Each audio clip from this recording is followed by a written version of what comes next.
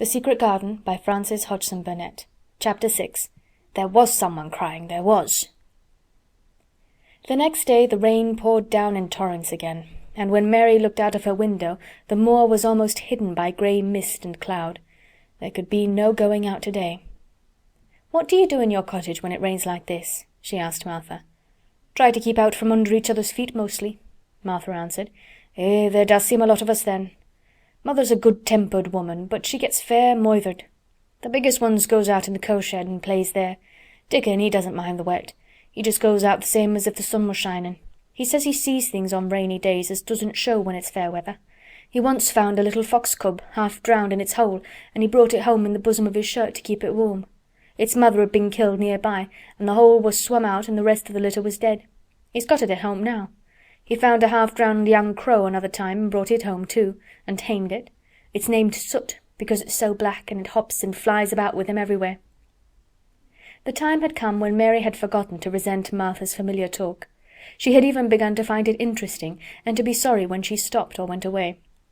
The stories she had been told by her ayah when she lived in India had been quite unlike those Martha had to tell about the moorland cottage which held 14 people who lived in 4 little rooms and never had quite enough to eat. The children seemed to tumble about and amuse themselves like a litter of rough, good-natured collie puppies.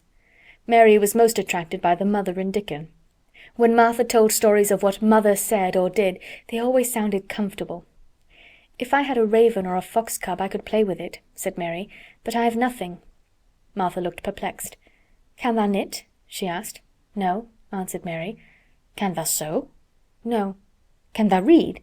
"Yes." "Then why doesn't thou read something, or learn a bit of spelling? Thou'st old enough to be learning thy book a good bit now."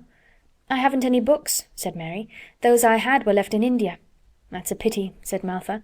"If Mrs. Medlock had let thee go into the library, there's thousands of books there." Mary did not ask where the library was, because she was suddenly inspired by a new idea. She made up her mind to go and find it herself. She was not troubled about Mrs. Medlock. Mrs. Medlock seemed always to be in her comfortable housekeeper's sitting-room downstairs. In this queer place one scarcely ever saw anyone at all. In fact, there was no one to see but the servants, and when their master was away they lived a luxurious life below stairs, where there was a huge kitchen hung about with shining brass and pewter, and a large servants' hall, where there were 4 or 5 abundant meals eaten every day, and where a great deal of lively romping went on when Mrs. Medlock was out of the way. Mary's meals were served regularly, and Martha waited on her, but no one troubled themselves about her in the least. Mrs. Medlock came and looked at her every day or two, but no one inquired what she did or told her what to do. She supposed that perhaps this was the English way of treating children. In India she had always been attended by her ayah, who had followed her about and waited on her hand and foot. She had often been tired of her company. Now she was followed by nobody, and was learning to dress herself, because Martha looked as though she thought she was silly and stupid when she wanted to have things handed to her and put on. "Hasn't thou got good sense?" she said once when Mary had stood waiting for her to put on her gloves for her. "Our Susan Ann is twice as sharp as thee, and she's only 4 year old. Sometimes thou looks fair soft in the head." Mary had worn her contrary scowl for an hour after that, but it made her think several entirely new things. She stood at the window for about 10 minutes this morning after Martha had swept up the hearth for the last time and gone downstairs. She was thinking over the new idea which had come to her when she heard of the library. She did not care very much about the library itself, because she had read very few books, but to hear of it brought back to her mind the 100 rooms with closed doors. She wondered if they were all really locked, and what she would find if she could get into any of them. Were there 100 really? Why shouldn't she go and see how many doors she could count? It would be something to do on this morning when she could not go out. She had never been taught to ask permission to do things, and she knew nothing at all about authority, so she would not have thought it necessary to ask Mrs. Medlock if she might walk about the house, even if she had seen her. She opened the door of the room and went into the corridor, and then she began her wanderings. It was a long corridor, and it branched into other corridors, and it led her up short flights of steps which mounted to others again. There were doors and doors, and there were pictures on the walls. Sometimes they were pictures of dark, curious landscapes, but oftenest they were portraits of men and women in queer, grand costumes made of satin and velvet. She found herself in one long gallery, whose walls were covered with these portraits. She had never thought there could be so many in any house. She walked slowly down this place and stared at the faces, which also seemed to stare at her. She felt as if they were wondering what a little girl from India was doing in their house. Some were pictures of children, little girls in thick satin frocks which reached to their feet and stood out about them, and boys with puffed sleeves and lace collars and long hair, or with big ruffs around their necks. She always stopped to look at the children and wonder what their names were, and where they had gone, and why they wore such odd clothes. There was a stiff, plain little girl rather like herself. She wore a green brocade dress and held a green parrot on her finger. Her eyes had a sharp, curious look. "Where do you live now?" said Mary aloud to her. "I wish you were here." Surely no other little girl ever spent such a queer morning. It seemed as if there was no one in all the huge rambling house but her own small self, wandering about upstairs and down, through narrow passages and wide ones, where it seemed to her that no one but herself had ever walked. Since so many rooms had been built, people must have lived in them, but it all seemed so empty that she could not quite believe it true. It was not until she climbed to the second floor that she thought of turning the handle of a door. All the doors were shut, as Mrs. Medlock had said they were, but at last she put her hand on the handle of one of them and turned it. She was almost frightened for a moment, when she felt that it turned without difficulty, and that when she pushed upon the door itself, it slowly and heavily opened. It was a massive door, and opened into a big bedroom. There were embroidered hangings on the wall, and inlaid furniture such as she had seen in India stood about the room.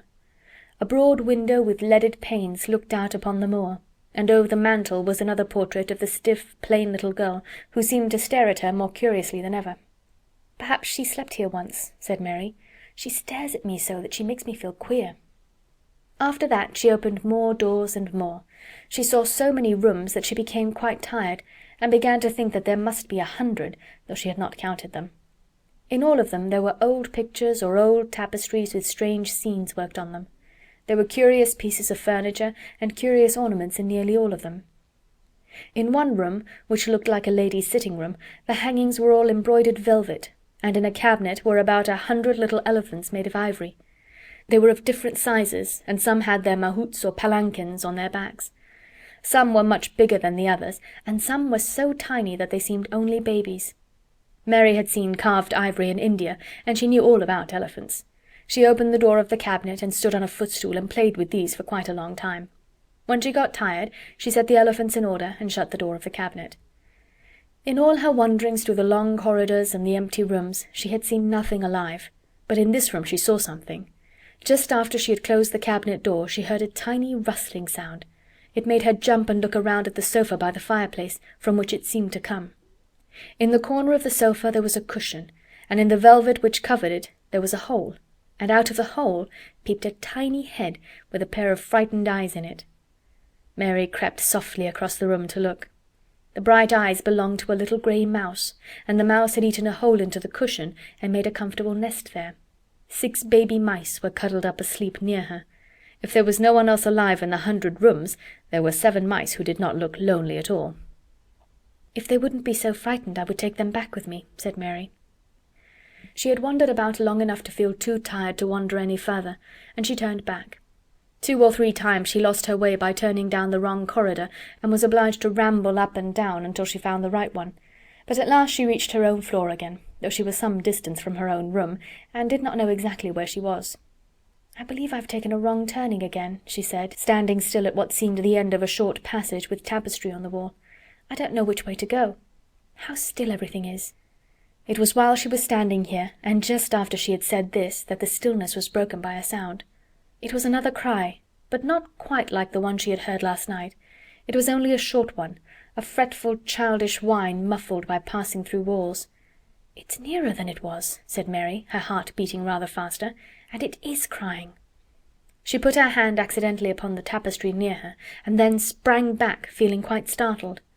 The tapestry was the covering of a door which fell open, and showed her that there was another part of the corridor behind it, and Mrs. Medlock was coming up it with her bunch of keys in her hand, and a very cross look on her face. "What are you doing here?" she said, and she took Mary by the arm and pulled her away. "What did I tell you?" "I turned round the wrong corner," explained Mary. "I didn't know which way to go, and I heard someone crying." She quite hated Mrs. Medlock at the moment, but she hated her more the next. "You didn't hear anything of the sort," said the housekeeper. "You come along back to your own nursery, or I'll box your ears."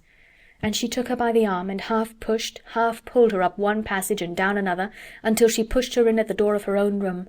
"Now," she said, "you stay where you're told to stay, or you'll find yourself locked up.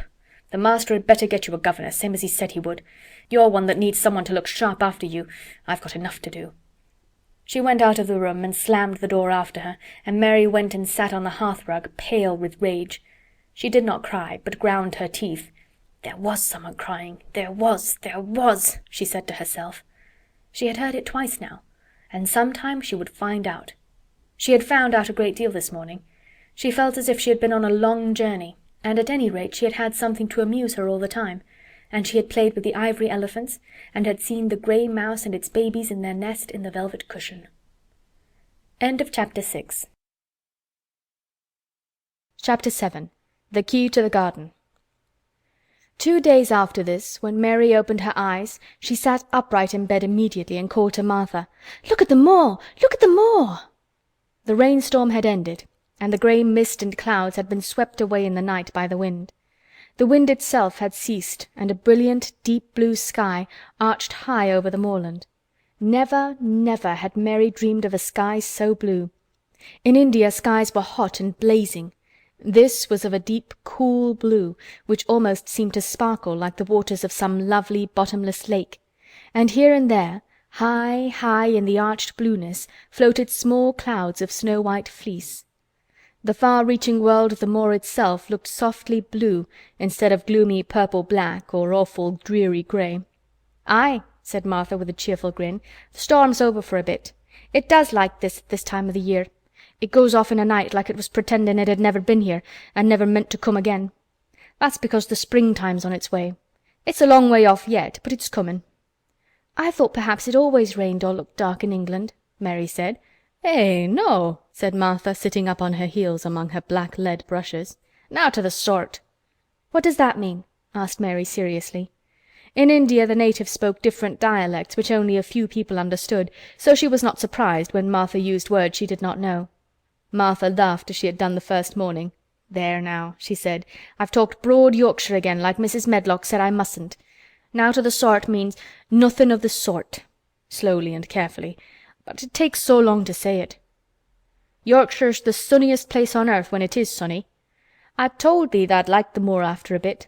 Just you wait till you see the gold-coloured gorse blossoms, and the blossoms on the broom, and the heather flowering, all purple bells, and hundreds of butterflies flutterin', and bees hummin', and skylarks soarin' up and singin'. You'll want to get out on it at sunrise and live out in it all day like Dickon does."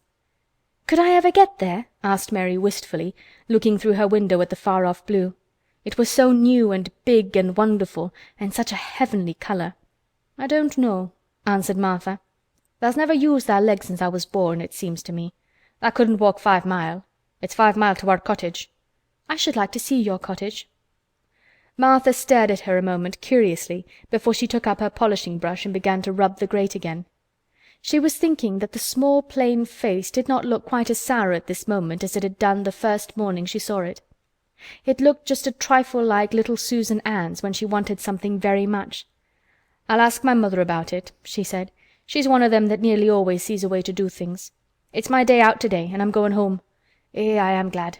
Mrs. Medlock thinks a lot of mother. Perhaps she could talk to her." "I like your mother," said Mary. "I should think tha did," agreed Mary, polishing away. "I've never seen her," said Mary. "No, tha hasn't," replied Martha. She sat up on her heels again and rubbed the end of her nose with the back of her hand as if puzzled for a moment, but she ended quite positively. "Well, she's that sensible and hard-workin' and good-natured and clean that no one could help likin' her whether they'd seen her or not. When I'm goin' home to her on my day out I just jump for joy when I'm crossin' the moor." "I like Dickon," added Mary, "and I've never seen him." "Well," said Martha stoutly, "I've told thee that the very birds likes him, and the rabbits and wild sheep and ponies and the foxes themselves.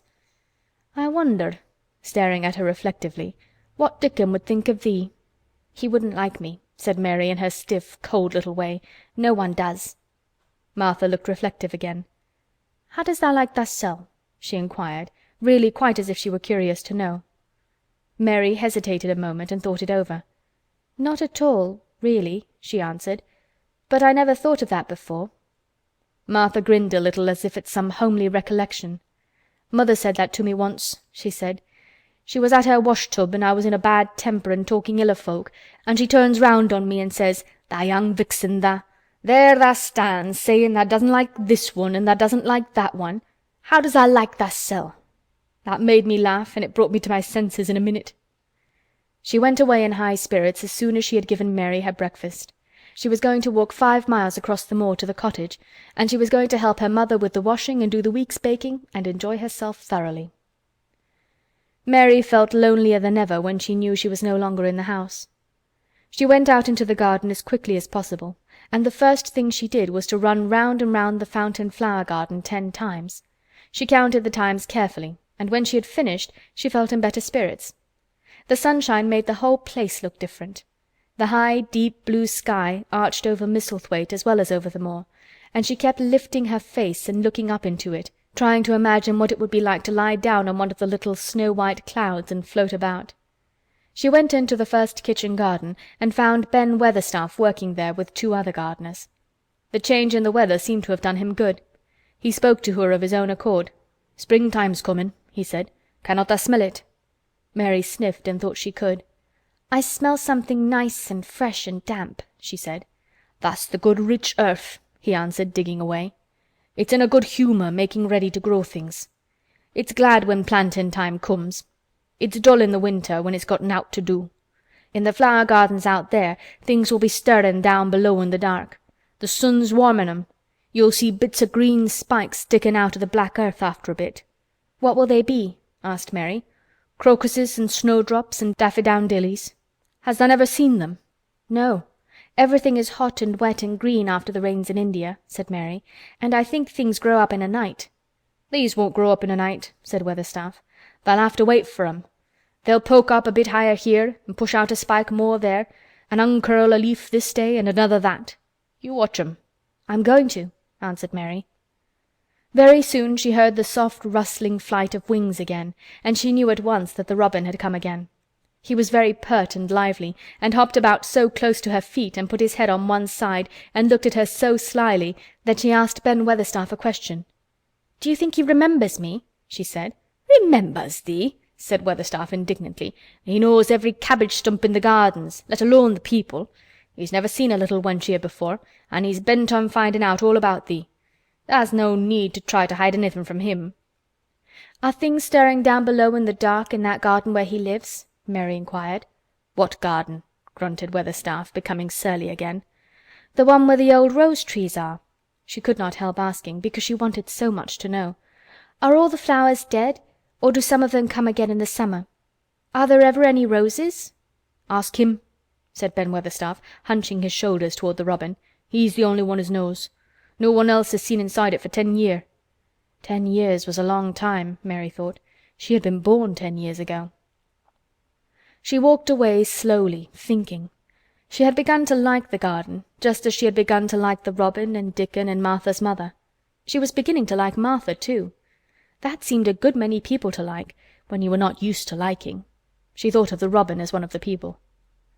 She went to her walk outside the long, ivy-covered wall over which she could see the tree-tops, and the second time she walked up and down, the most interesting and exciting thing happened to her, and it was all through Ben Weatherstaff's robin. She heard a chirp and a twitter, and when she looked at the bare flower-bed on her left, there he was, hopping about and pretending to peck things out of the earth to persuade her that he had not followed her.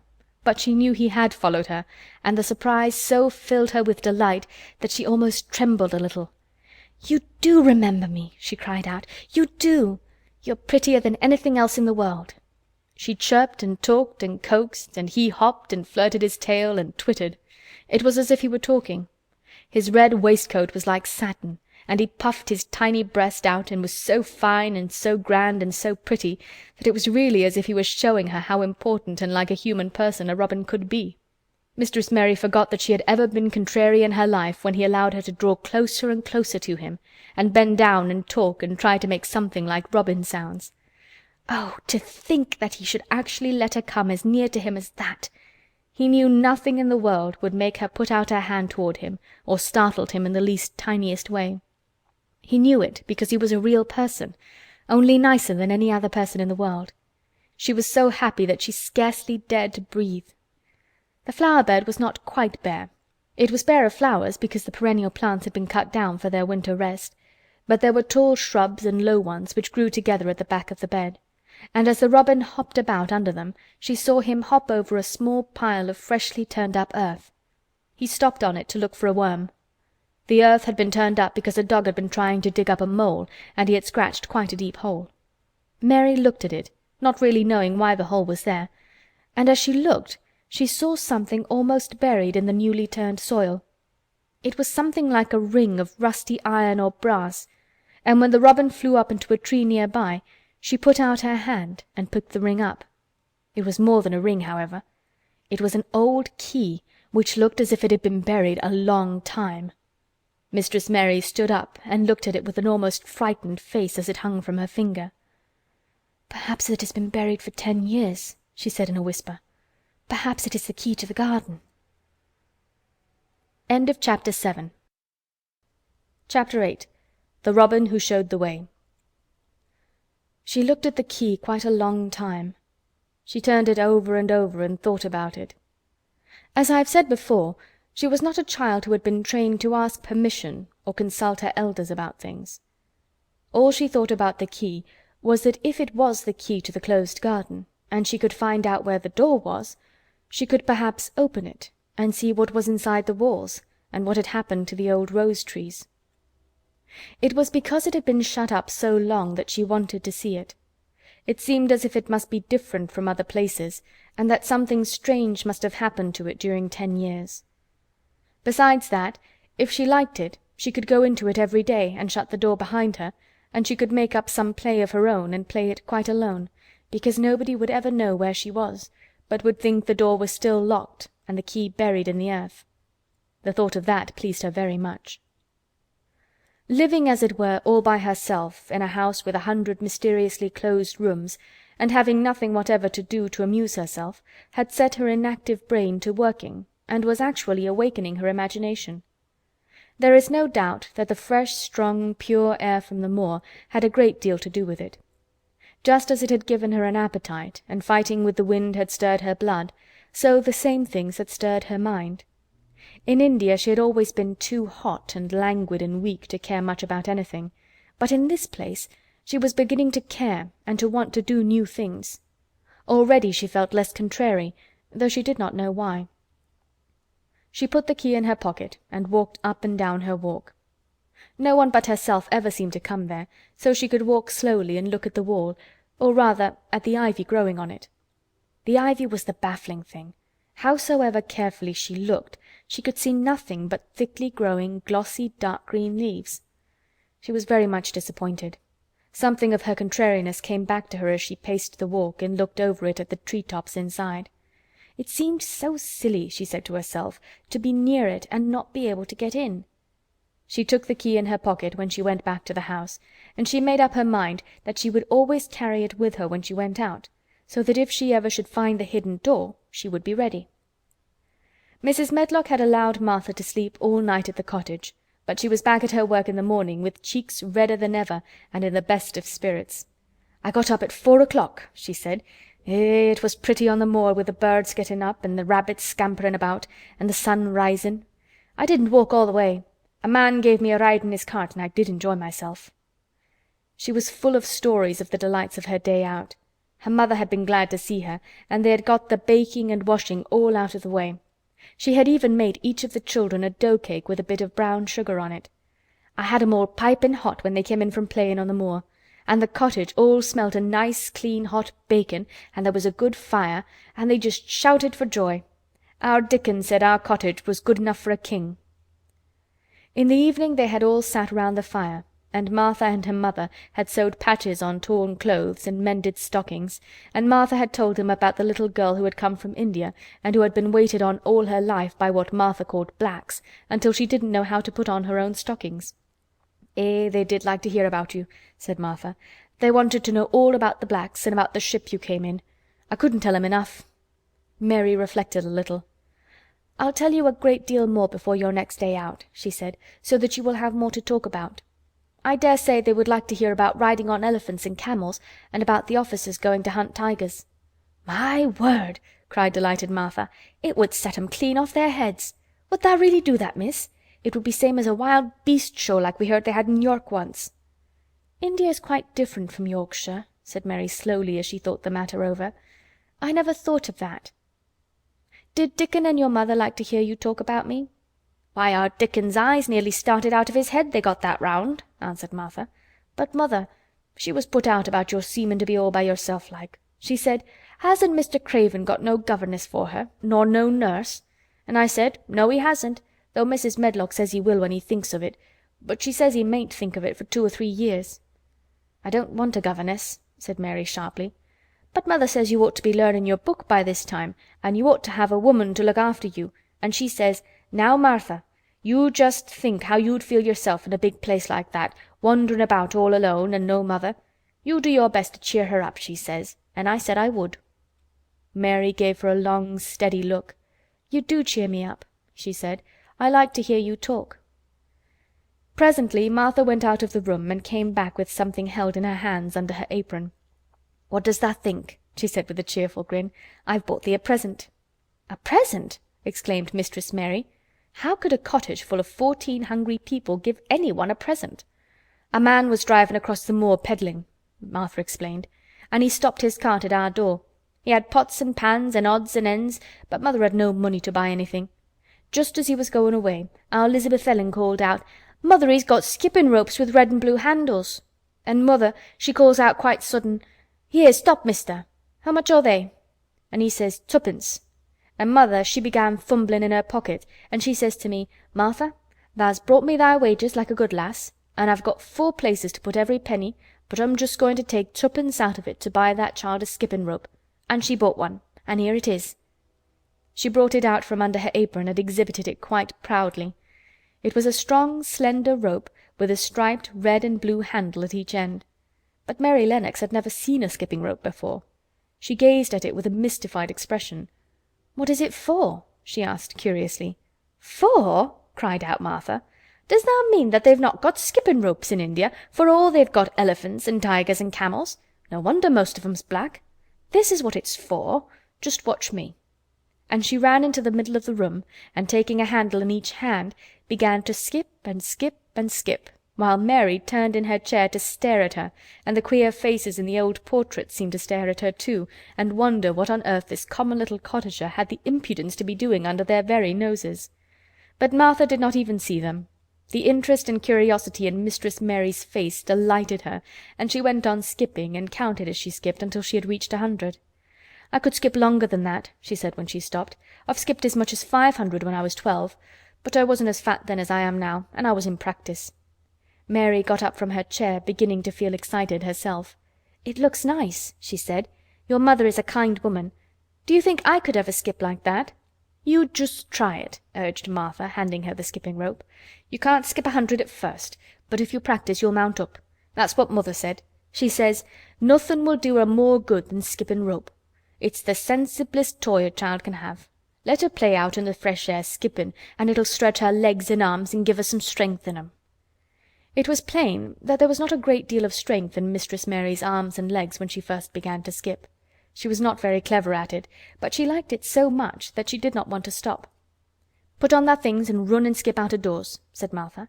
"Mother said I must tell you to keep out of doors as much as you could, even when it rains a bit, so as thou wrap up warm." Mary put on her coat and hat and took her skipping rope over her arm. She opened the door to go out, and then suddenly thought of something, and turned back rather slowly. "Martha," she said, "they were your wages. It was your 2 pence, really. Thank you." She said it stiffly, because she was not used to thanking people, or noticing that they did things for her. "Thank you," she said, and held out her hand, because she did not know what else to do. Martha gave her hand a clumsy little shake, as if she was not accustomed to this sort of thing either. Then she laughed.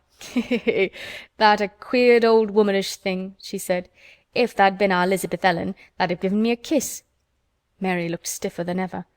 "Do you want me to kiss you?" Martha laughed again. "Nay, not me," she answered. "If thou was different, p'raps tha'd want to thysel'. But tha isn't. Run off outside and play with thy rope." Mistress Mary felt a little awkward as she went out of the room. Yorkshire people seemed strange, and Martha was always rather a puzzle to her. At first she had disliked her very much, but now she did not. The skipping rope was a wonderful thing. She counted and skipped and skipped and counted until her cheeks were quite red, and she was more interested than she had ever been since she was born.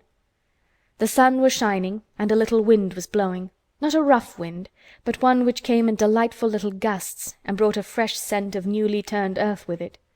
She skipped round the fountain garden and up one walk and down another. She skipped at last into the kitchen garden and saw Ben Weatherstaff digging and talking to his robin, which was hopping about him. She skipped down the walk toward him, and he lifted his head and looked at her with a curious expression. She had wondered if he would notice her. She wanted him to see her skip. "Well," he exclaimed, "'pon my word, p'raps tha'rt a young un after all, and p'raps tha's got child's blood in thy veins instead o' sour buttermilk. Tha skipped red into thy cheeks as sure as my name's Ben Weatherstaff. I wouldn't have believed tha could do it." "I never skipped before," Mary said.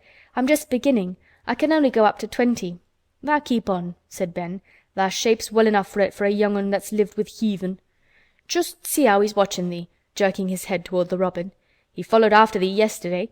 He'll be at it again today. He'll be bound to find out what th' skippin' rope is. He's never seen one. Eh," shaking his head at the bird, "tha curiosity will be the death o' thee sometime if tha doesn't look sharp." Mary skipped round all the gardens and around the orchard, resting every few minutes. At length she went to her own special walk and made up her mind to try if she could skip the whole length of it. It was a good long skip, and she began slowly, but before she had gone halfway down the path she was so hot and breathless that she was obliged to stop. She did not mind much, because she had already counted up to 30. She stopped with a little laugh of pleasure, and there, lo and behold, was the robin swaying on a long branch of ivy. He had followed her, and he greeted her with a chirp. As Mary had skipped toward him, she felt something heavy in her pocket strike against her at each jump, and when she saw the robin she laughed again. "You showed me where the key was yesterday," she said. "You ought to show me the door today, but I don't believe you know." The robin flew from his swinging spray of ivy onto the top of the wall, and he opened his beak and sang a loud, lovely trill merely to show off. Nothing in the world is quite as adorably lovely as a robin when he shows off, and they are nearly always doing it. Mary Lennox had heard a great deal about magic in her Ayah's stories, and she always said that what happened almost at that moment was magic. One of the nice little gusts of wind rushed down the walk, and it was a stronger one than the rest. It was strong enough to wave the branches of the trees, and it was more than strong enough to sway the trailing sprays of untrimmed ivy hanging from the wall. Mary had stepped close to the robin, and suddenly the gust of wind swung aside some loose ivy trails, and more suddenly still she jumped toward it and caught it in her hand. This she did because she had seen something under it, a round knob which had been covered by the leaves hanging over it. It was the knob of a door. She put her hands under the leaves and began to pull and push them aside. Thick as the ivy hung, it nearly all was a loose and swinging curtain, though some had crept over wood and iron. Mary's heart began to thump and her hands to shake a little in her delight and excitement. The robin kept singing and twittering away and tilting his head on one side as if he were as excited as she was. What was this under her hands which was square and made of iron and which her fingers found a hole in? It was the lock of the door which had been closed 10 years, and she put her hand in her pocket, drew out the key, and found it fitted the keyhole. She put the key in and turned it. It took 2 hands to do it, but it did turn. And then she took a long breath and looked behind her up the long walk to see if anyone was coming. No one was coming. No one ever did come, it seemed. And she took another long breath, because she could not help it, and she held back the swinging curtain of ivy and pushed back the door, which opened slowly, slowly. Then she slipped through it and shut it behind her, and stood with her back against it, looking about her and breathing quite fast with excitement and wonder and delight. She was standing inside the secret garden. End of Chapter 8. Chapter 9. The Strangest House Anyone Ever Lived In. It was the sweetest, most mysterious-looking place anyone could imagine. The high walls which shut it in were covered with the leafless stems of climbing roses, which were so thick that they were matted together. Mary Lennox knew they were roses because she had seen a great many roses in India. All the ground was covered with grass of a wintry brown, and out of it grew clumps of bushes, which were surely rose bushes if they were alive. There were numbers of standard roses which had so spread their branches that they looked like little trees. There were other trees in the garden, and one of the things which made the place look strangest and loveliest was that climbing roses had run all over them and swung down long tendrils which made light swaying curtains, and here and there they caught at each other or at a far-reaching branch, and had crept from one tree to another and made lovely bridges of themselves. There were neither leaves nor roses on them now, and Mary did not know whether they were dead or alive, but their thin grey or brown branches and sprays looked like a sort of hazy mantle spreading over everything, walls and trees, and even brown grass where they had fallen from their fastenings and run along the ground. It was this hazy tangle from tree to tree which made it all look so mysterious. Mary had thought it must be different from other gardens which had not been left all by themselves so long, and indeed it was different from any other place she had ever seen in her life. "How still it is," she whispered. "How still." Then she waited a moment and listened at the stillness. The robin, who had flown to his tree-top, was still as all the rest. He did not even flutter his wings. He sat without stirring and looked at Mary. "No wonder it is still," she whispered again. "I am the first person who has spoken in here for 10 years." She moved away from the door, stepping as softly as if she were afraid of awakening someone. She was glad that there was grass under her feet and that her steps made no sounds. She walked under one of the fairy-like grey arches between the trees and looked up at the sprays and tendrils which formed them. "I wonder if they are all quite dead," she said. "Is it all a quite dead garden? I wish it wasn't." If she had been Ben Weatherstaff, she could have told whether the wood was alive by looking at it, but she could only see that there were only grey or brown sprays and branches, and none showed any signs of even a tiny leaf bud anywhere. But she was inside the wonderful garden, and she could come through the door under the ivy any time, and she felt as if she had found a world all her own. The sun was shining inside the 4 walls, and the high arch of blue sky over this particular piece of Misselthwaite seemed even more brilliant and soft than it was over the moor. The robin flew down from his tree-top and hopped about or flew after her from one bush to another. He chirped a good deal and had a very busy air, as if he were showing her things. Everything was strange and silent, and she seemed to be hundreds of miles away from anyone. But somehow she did not feel lonely at all. All that troubled her was her wish that she knew whether all the roses were dead, or if perhaps some of them had lived and might put out leaves and buds as the weather got warmer. She did not want it to be a quite dead garden. If it were a quite alive garden, how wonderful it would be, and what thousands of roses would grow on every side. Her skipping rope had hung over her arm when she came in, and after she had walked about for a while, she thought she would skip around the whole garden, stopping when she wanted to look at things. There seemed to have been grass paths here and there, and in 1 or 2 corners there were alcoves of evergreen with stone seats or tall moss-covered flower urns in them. As she came near the second of these alcoves she stopped skipping. There had once been a flower bed in it, and she thought she saw something sticking out of the black earth, some sharp little pale green points. She remembered what Ben Weatherstaff had said, and she knelt down to look at them. "Yes, they are tiny growing things, and they might be crocuses or snowdrops or daffodils," she whispered. She bent very close to them and sniffed the fresh scent of the damp earth. She liked it very much. "Perhaps there are some other ones coming up in other places," she said. "I will go all over the garden and look." She did not skip, but walked.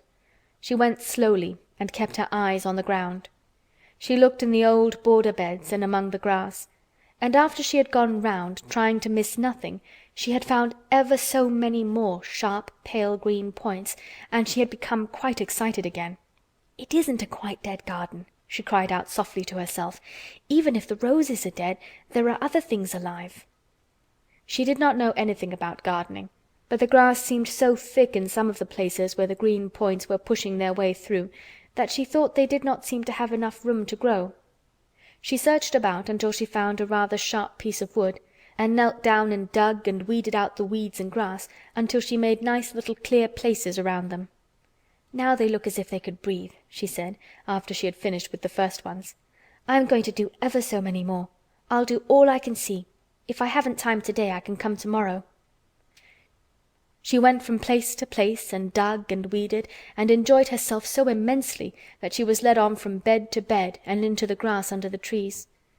The exercise made her so warm that she first threw her coat off and then her hat, and without knowing it she was smiling down onto the grass and the pale green points all the time. The robin was tremendously busy. He was very much pleased to see gardening begun on his own estate. He had often wondered at Ben Weatherstaff. Where gardening is done, all sorts of delightful things to eat are turned up with the soil. Now here was this new kind of creature who was not half Ben's size and yet had the sense to come into his garden and begin at once. Mistress Mary worked in her garden until it was time to go to her midday dinner. In fact, she was rather late in remembering, and when she put on her coat and hat and picked up her skipping rope, she could not believe that she had been working 2 or 3 hours. She had been actually happy all the time, and dozens of the tiny pale green points were to be seen in cleared places, looking twice as cheerful as they had looked before, when the grass and weeds had been smothering them. "I shall come back this afternoon," she said, looking all round at her new kingdom, and speaking to the trees and the rose bushes as if they heard her. Then she ran lightly across the grass, pushed open the slow old door, and slipped through it under the ivy. She had such red cheeks and such bright eyes, and ate such a dinner, that Martha was delighted. "2 pieces o' meat and 2 helps o' rice puddin'," she said. "Eh, mother will be pleased when I tell her what the skippin' rope's done for thee." In the course of her digging with her pointed stick, Mistress Mary had found herself digging up a sort of white root rather like an onion. She had put it back in its place and patted the earth carefully down on it, and just now she wondered if Martha could tell her what it was. "Martha," she said, "what are those white roots that look like onions?" "They're bulbs," answered Martha. "Lots o' spring flowers grow from 'em. The very little ones are snowdrops and crocuses, and the big ones are narcissuses and jonquils and daffodowndillies. The biggest of all is lilies and purple flags. Eh, they are nice. Dickon's got a whole lot of 'em planted in our bit o' garden." "Does Dickon know all about them?" asked Mary, a new idea taking possession of her. "Our Dickon can make a flower grow out of a brick walk. Mother says he just whispers things out of the ground." "Do bulbs live a long time? Would they live years and years if no one helped them?" inquired Mary anxiously. "They're things as helps themselves," said Martha. "That's why poor folk can afford to have 'em. If you don't trouble 'em, most of 'em'll work away underground for a lifetime and spread out and have little uns. There's a place in the park woods here where there's snowdrops by thousands. They're the prettiest sight in Yorkshire when the spring comes. No one knows when they was first planted." "I wish the spring was here now," said Mary. "I want to see all the things that grow in England." She had finished her dinner and gone to her favorite seat on the hearthrug. I wish I had a little spade," she said. "Whatever does tha want a spade for?" asked Martha, laughing. "Art tha going to take to diggin'? I must tell mother that too." Mary looked at the fire and pondered a little.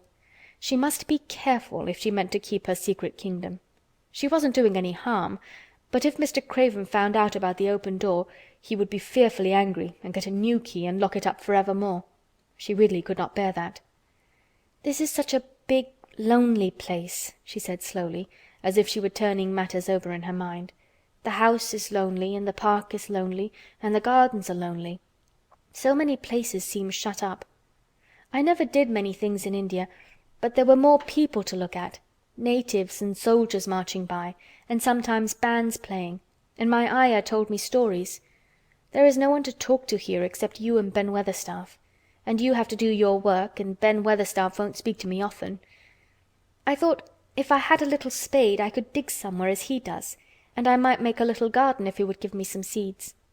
Martha's face quite lighted up. "There now!" she exclaimed. "If that wasn't one of the things Mother said! She says, 'There's such a lot of room in that big place, why don't they give her a bit for herself, even if she doesn't plant nothing but parsley and radishes? She'd dig and rake away and be right happy down over it.' Them was the very words she said." "Were they?" said Mary. "How many things she knows, doesn't she?" "Eh," said Martha. "It's like she says. A woman as brings up 12 children learns something beside her ABC. Children's as good as 'rithmetic to set you finding out things." "How much would a spade cost? A little one?" Mary asked. "Well," was Martha's reflective answer, "at Thwaite Village there's a shop or so, and I saw little garden sets with a spade and a rake and a fork all tied together for 2 shillings. And they were stout enough to work with, too." "I've got more than that in my purse," said Mary. "Mrs. Morrison gave me 5 shillings, and Mrs. Medlock gave me some money from Mr. Craven." "Did he remember thee that much?" exclaimed Martha. "Mrs. Medlock said I was to have a shilling a week to spend. She gives me one every Saturday. I didn't know what to spend it on."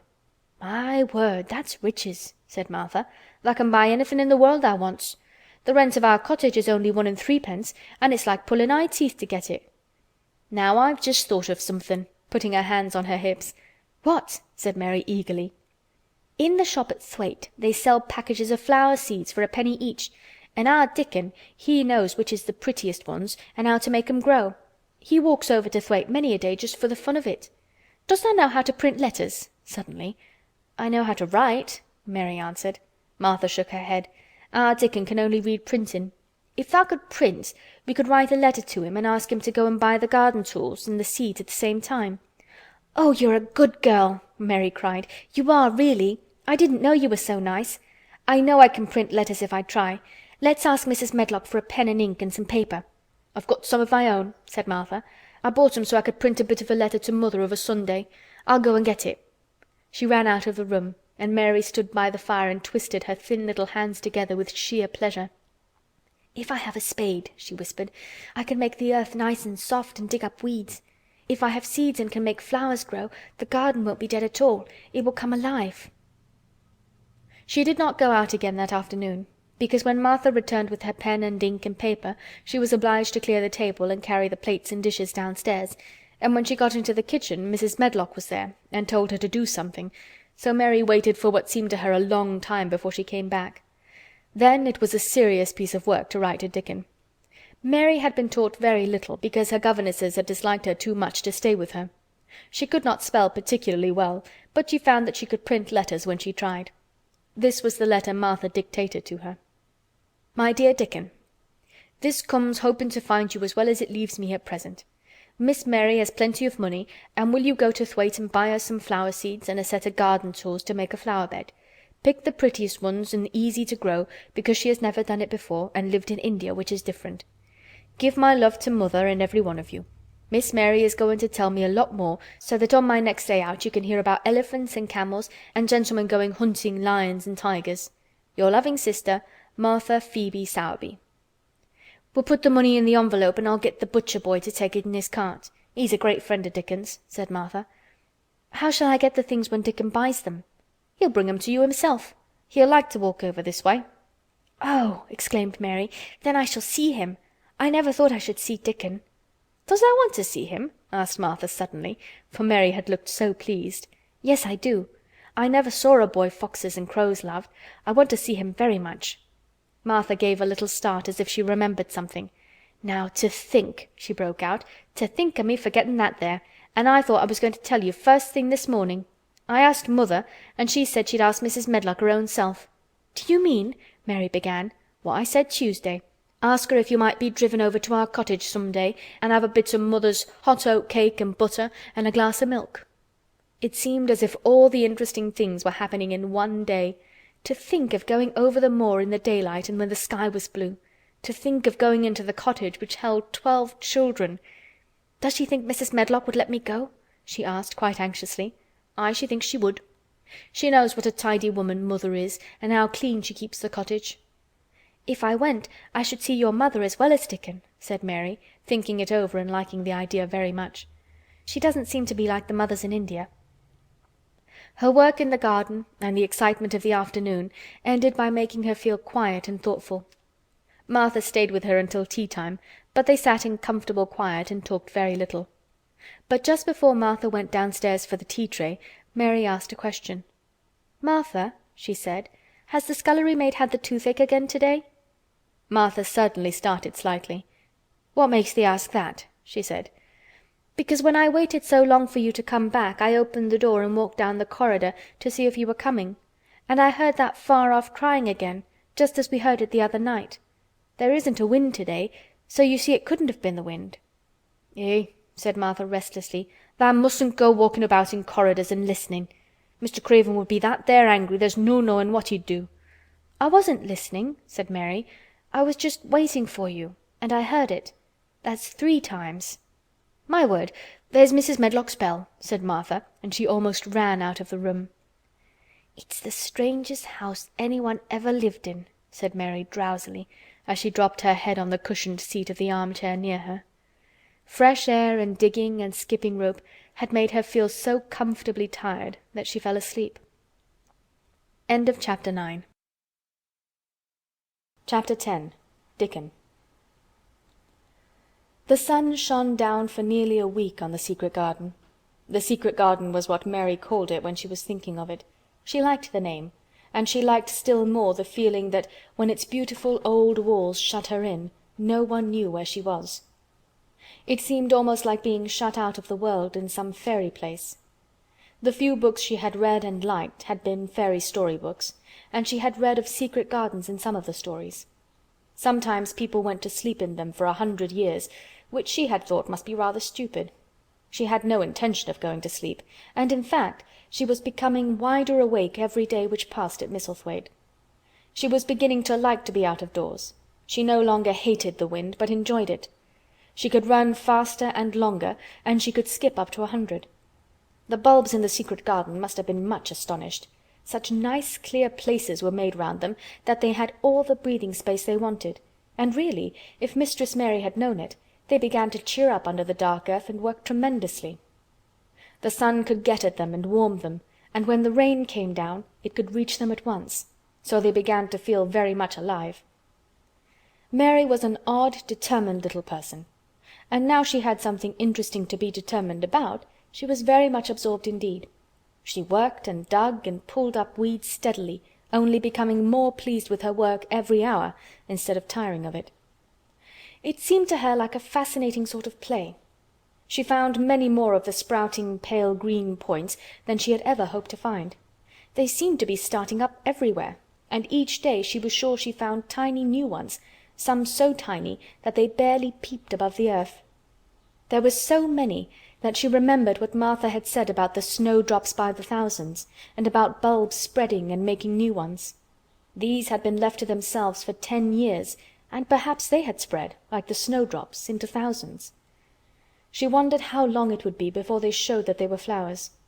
Sometimes she stopped digging to look at the garden and tried to imagine what it would be like when it was covered with thousands of lovely things in bloom.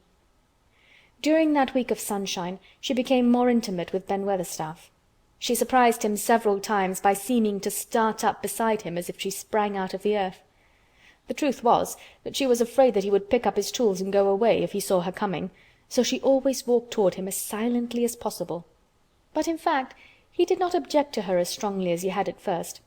Perhaps he was secretly rather flattered by her evident desire for his elderly company. Then, also, she was more civil than she had been. He did not know that when she first saw him she spoke to him as she would have spoken to a native, and had not known that a cross, sturdy old Yorkshireman was not accustomed to salaam his masters and be merely commanded by them to do things. "Thou'rt like the robin," he said to her one morning when he lifted his head and saw her standing by him. "I never knows when I shall see thee, or which side thou'll come from." "He's friends with me now," said Mary. "That's like him," snapped Ben Weatherstaff. "Making up to the womenfolk just for vanity and flightiness. There's nothing he wouldn't do for the sake of showing off and flirting his tail feathers. He's as full of pride as an egg's full of meat." He very seldom talked much, and sometimes did not even answer Mary's questions except by a grunt, but this morning he said more than usual. He stood up and rested one hobnailed boot on the top of his spade while he looked her over. "How long has tha been here?" he jerked out. "I think it's about a month," she answered. "Tha's beginning to do Misselthwaite credit," he said. "Tha's a bit fatter than tha was, and tha's not quite so yeller. Tha looked like a young plucked crow when tha first came into this garden. Thinks I to myself, I never set eyes on an uglier, sour-faced young'un."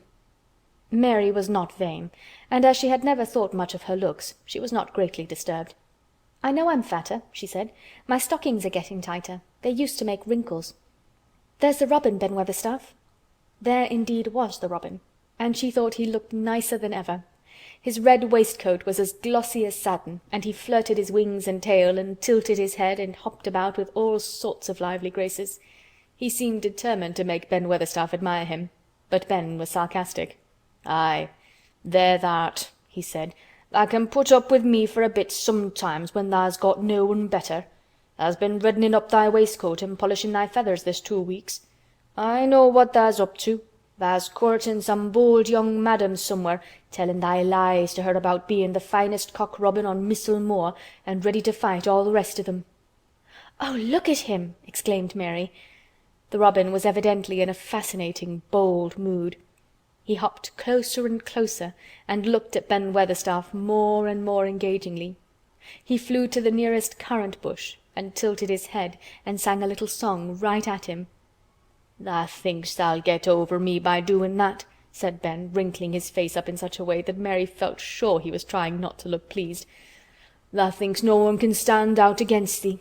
That's what tha thinks." The robin spread his wings. Mary could scarcely believe her eyes. He flew right up to the handle of Ben Weatherstaff's spade and alighted on the top of it. Then the old man's face wrinkled itself slowly into a new expression. He stood still as if he were afraid to breathe, as if he would not have stirred for the world, lest his robin should start away. He spoke quite in a whisper. "Well, I'm danged," he said, as softly as if he were saying something quite different. "Tha does know how to get at a chap, tha does.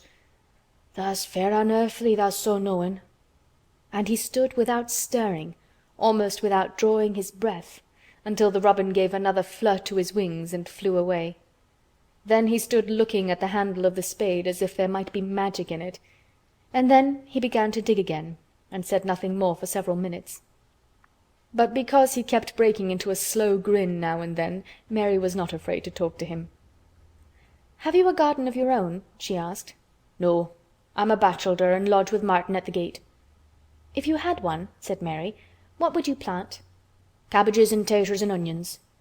"But if you wanted to make a flower garden," persisted Mary, "what would you plant?" "Bulbs and sweet-smelling things, but mostly roses." Mary's face lighted up. "Do you like roses?" she said. Ben Weatherstaff rooted up a weed and threw it aside before he answered. "Well, yes, I do. I was learned that by a young lady I was gardener to. She had a lot in a place she was fond of, and she loved 'em like they was children, or robins. I've seen her bend over and kiss 'em." He dragged out another weed and scowled at it. "That were as much as 10 year ago." "Where is she now?" asked Mary, much interested. "Heaven," he answered, and drove his spade deep into the soil, "'cordin' to what parson says." "What happened to the roses?" Mary asked again, more interested than ever. "They was left to themselves." Mary was becoming quite excited. "Did they quite die? Do roses quite die when they are left to themselves?" she ventured. "Well, I'd got to like 'em, and I liked her, and she liked 'em," Ben Weatherstaff admitted reluctantly. "Once or twice a year I'd go and work at 'em a bit, prune 'em and dig about the roots. They run wild, but they was in rich soil, so some of 'em lived." "When they have no leaves and look grey and brown and dry, how can you tell whether they are dead or alive?" inquired Mary. "Wait till the spring gets at 'em. Wait till the sun shines on the rain and the rain falls on the sunshine, and then tha'll find out." "How? How?" cried Mary, forgetting to be careful. "Look along the twigs and branches, and if tha see a bit of a brown lump swellin' here and there, watch it after the warm rain and see what happens." He stopped suddenly and looked curiously at her eager face. "Why does tha care so much about roses and such all of a sudden?" he demanded. Mistress Mary felt her face grow red. She was almost afraid to answer. I want to play that I have a garden of my own," she stammered. There is nothing for me to do. I have nothing, and no one." "Well," said Ben Weatherstaff slowly as he watched her, "that's true. Tha hasn't." He said it in such an odd way that Mary wondered if he was actually a little sorry for her. She had never felt sorry for herself. She had only felt tired and cross because she disliked people and things so much. But now the world seemed to be changing and getting nicer. If no one found out about the secret garden, she should enjoy herself always.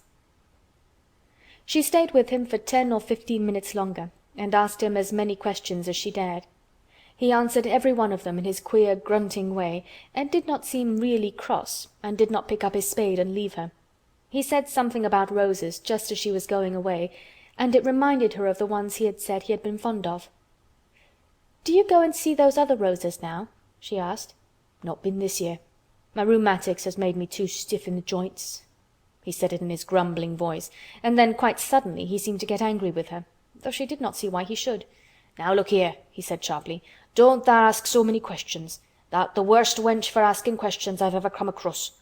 Get thee gone and play thee. I've done talking for today." And he said it so crossly that she knew there was not the least use in staying another minute. She went skipping slowly down the outside walk, thinking him over and saying to herself that, queer as it was, here was another person whom she liked, in spite of his crossness. She liked old Ben Weatherstaff. Yes, she did like him. She always wanted to try to make him talk to her. Also, she began to believe that he knew everything in the world about flowers. There was a laurel-hedged walk which curved round the secret garden and ended at a gate which opened into a wood in the park. She thought she would slip round this walk and look into the wood and see if there were any rabbits hopping about. She enjoyed the skipping very much, and when she reached the little gate, she opened it and went through, because she heard a low, peculiar whistling sound and wanted to find out what it was. It was a very strange thing indeed. She quite caught her breath as she stopped to look at it. A boy was sitting under a tree with his back against it, playing on a rough wooden pipe. He was a funny-looking boy about 12. He looked very clean, and his nose turned up, and his cheeks were as red as poppies, and never had Mistress Mary seen such round and such blue eyes in any boy's face. And on the trunk of the tree he leaned against, a brown squirrel was clinging and watching him, and from behind a bush near by a cock-pheasant was delicately stretching his neck to peep out, and quite near him were 2 rabbits sitting up and sniffing with tremulous noses, and it actually appeared as if they were all drawing near to watch him and listen to the strange, low little call his pipe seemed to make. When he saw Mary he held up his hand and spoke to her in a voice almost as low as, and rather like, his piping. "Don't tha move," he said. "It'd flight 'em." Mary remained motionless. He stopped playing his pipe and began to rise from the ground. He moved so slowly that it scarcely seemed as though he were moving at all. But at last he stood on his feet, and then the squirrel scampered back up into the branches of his tree, the pheasant withdrew his head, and the rabbits dropped on all fours and began to hop away, though not at all as if they were frightened. "I'm Dickon," the boy said. "I know thou'rt Miss Mary." Then Mary realized that somehow she had known at first that he was Dickon. Who else could have been charming rabbits and pheasants as the natives charm snakes in India? He had a wide, red, curving mouth, and his smile spread all over his face. "I got up slow," he explained, "because if tha makes a quick move, it startles them. A body has to move gentle and speak low when wild things is about." He did not speak to her as if they had never seen each other before, but as if he knew her quite well. Mary knew nothing about boys, and she spoke to him a little stiffly because she felt rather shy. "Did you get Martha's letter?" she asked. He nodded his curly, rust-colored head. "That's why I come." He stooped to pick up something which had been lying on the ground beside him when he piped. "I've got the garden tools. There's a little spade and a rake and a fork and a hoe. They're good uns. There's a trowel too, and the woman in the shop threw in a packet of white poppy and one of blue larkspur when I bought th' other seeds." "Will you show the seeds to me?" Mary said. She wished she could talk as he did. His speech was so quick and easy. It sounded as if he liked her and was not the least afraid that she would not like him, though he was only a common moor boy in patched clothes and with a funny face and a rough, rusty red head. As she came closer to him, she noticed that there was a clean, fresh scent of heather and grass and leaves about him, almost as if he were made of them. She liked it very much, and when she looked into his funny face with the red cheeks and round blue eyes, she forgot that she had felt shy. "Let us sit down on this log and look at them," she said. They sat down, and he took a clumsy little brown paper package out of his coat pocket. He untied the string, and inside there were ever so many neater and smaller packages with a picture of a flower on each one. "There's a lot of mignonette and poppies," he said. "Mignonette's the sweetest smelling thing as grows, and it'll grow wherever you cast it, same as poppies will. Them as'll come up and bloom if you just whistle to 'em, them's the nicest of all." He stopped and turned his head quickly, his poppy-cheeked face lighting up. "Where's that robin as is calling us?" he said. The chirp came from a thick holly bush, bright with scarlet berries, and Mary thought she knew whose it was. "Is it really calling us?" she asked. "Aye," said Dickon, as if it was the most natural thing in the world. "He's calling someone he's friends with. That's same as saying, 'Here I am, look at me. I wants a bit of a chat.' There he is in the bush. Whose is he?" "He's Ben Weatherstaff's, but I think he knows me a little," answered Mary. "Aye, he knows thee," said Dickon in his low voice again. "And he likes thee. He's took thee on. He'll tell me all about thee in a minute." He moved quite close to the bush with the slow movement Mary had noticed before, and then he made a sound almost like the robin's own twitter. The robin listened a few seconds intently and then answered quite as if he were replying to a question. "Aye, he's a friend o' yours," chuckled Dickon. "Do you think he is?" cried Mary eagerly. She did so want to know. "Do you think he really likes me?" "He wouldn't come near thee if he didn't," answered Dickon. "Birds is rare choosers, and a robin can flout a body worse than a man. See, he's making up to thee now. 'Cannot tha see a chap?' he's saying." And it really seemed as if it must be true. He so sidled and twittered and tilted as he hopped on his bush. "Do you understand everything birds say?" said Mary. Dickon's grin spread until he seemed all wide red curving mouth, and he rubbed his rough head. "I think I do, and they think I do," he said. "I've lived on the moor with 'em so long. I've watched 'em break shell and come out and fledge and learn to fly and begin to sing, till I think I'm one of 'em. Sometimes I think p'raps I'm a bird or a fox or a rabbit or a squirrel or even a beetle, and I don't know it." He laughed and came back to the log and began to talk about the flower seeds again. He told her what they looked like when they were flowers. He told her how to plant them and watch them and feed and water them. "See here," he said suddenly, turning round to look at her. "I'll plant them for thee myself. Where is thy garden?" Mary's thin hands clutched each other as they lay on her lap. She did not know what to say, so for a whole minute she said nothing. She had never thought of this. She felt miserable. And she felt as if she went red and then pale. "Tha's got a bit of garden, hasn't tha?" Dickon said. It was true that she had turned red and then pale. Dickon saw her do it, and as she still said nothing, he began to be puzzled. "Wouldn't they give thee a bit?" he asked. "Hasn't tha got any yet?" She held her hands tighter and turned her eyes toward him. "I don't know anything about boys," she said slowly. "Could you keep a secret if I told you one? It's a great secret. I don't know what I should do if anyone found it out. I believe I should die." She said the last sentence quite fiercely.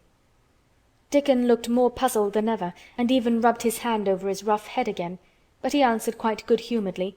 "I'm keeping secrets all the time," he said. "If I couldn't keep secrets from th' other lads, secrets about foxes' cubs and birds' nests and wild things' holes, there'd be naught safe on the moor. Aye, I can keep secrets." Mistress Mary did not mean to put out her hand and clutch his sleeve, but she did it. "I've stolen a garden," she said very fast. "It isn't mine. It isn't anybody's. Nobody wants it. Nobody cares for it. Nobody ever goes into it. Perhaps everything is dead in it already. I don't know." She began to feel hot and as contrary as she had ever felt in her life. "I don't care. I don't care. Nobody has any right to take it from me when I care about it and they don't. They're letting it die all shut in by itself," she ended passionately, and she threw her arms over her face and burst out crying. Poor little Mistress Mary. Dickon's curious blue eyes grew rounder and rounder. "Eh!" he said, drawing his exclamation out slowly, and the way he did it meant both wonder and sympathy. "I've nothing to do," said Mary. "Nothing belongs to me. I found it myself and I got into it myself. I was only just like the robin, and they wouldn't take it from the robin." "Where is it?" asked Dickon in a dropped voice. Mistress Mary got up from the log at once. She knew she felt contrary again, and obstinate, and she did not care at all. She was imperious and Indian, and at the same time hot and sorrowful. "Come with me and I'll show you," she said. She led him round the laurel path and to the walk where the ivy grew so thickly. Dickon followed her with a queer, almost pitying look on his face. He felt as if he were being led to look at some strange bird's nest and must move slowly. When she stepped to the wall and lifted the hanging ivy, he started. There was a door, and Mary pushed it slowly open, and they passed in together, and then Mary stood and waved her hand round defiantly. "It's this," she said. "It's a secret garden, and I'm the only one in the world who wants it to be alive." Dickon looked round and round about it, and round again. "Hey!" he almost whispered. "It is a queer, pretty place. It's like as if a body was in a dream." End of chapter 10.